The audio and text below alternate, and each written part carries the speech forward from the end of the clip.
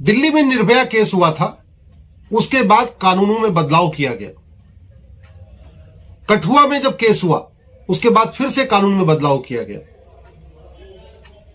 अब जो लावण्या केस हुआ है, इसके बाद भी कानून में बदलाव करना बहुत जरूरी है। धर्मांतरण पूरे देश में हो रहा है, एक भी जिला ऐसा नहीं है जहां धर्मांतरण नहीं होता है। और धर्मांतरण किसी एक राज्य की समस्या नहीं है, धर्मांतरण एक राष्ट्रीय समस्या है। इसलिए इसका समाधान भी संसद में होना चाहिए। धर्मांतरण के लिए अलग से कानून बनाने की जरूरत नहीं है। इंडियन पिनल कोड में है चैप्टर 15, चैप्टर 15, उसको कहते हैं offence relating to religion.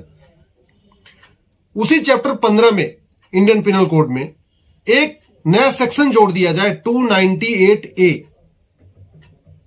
Indian penal code में सेक्शन 298A जोड़ के धर्मांतरण को पूरे देश में अपराध घोषित किया जा सकता है। इसको गंभीर अपराध घोषित किया जा सकता है। जब तक हम राज्यों के ऊपर छोड़ के रखेंगे, एक राज्य में बना रहेगा, दूसरे राज्य में नहीं रहेगा।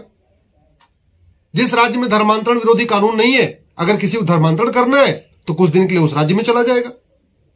आर्टिकल 14 कहता है कानून का छाता सबके लिए एक होना चाहिए। अगर कोई चीज अपराध है तो पूरे देश में अपराध होनी चाहिए, अगर वो अपराध नहीं है तो पूरे देश में अपराध नहीं होना चाहिए। अभी धर्मांतरण कुछ राज्यों में अपराध है, कुछ राज्यों में धर्मांतरण करने की छूट है। यह आर्टिकल 14 का वायलेशन है। मैं माननीय सांसदों से आग्रह करता हूं, संसद का सत्र चल रहा है, आप इंडियन पिनल कोड में एक 298A एक नई धारा जोड़ने के लिए रिक्वेस्ट करिए।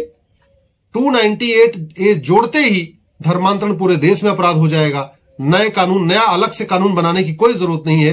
कानूनों का मकड़जाल पहले ही बहुत ज्यादा है।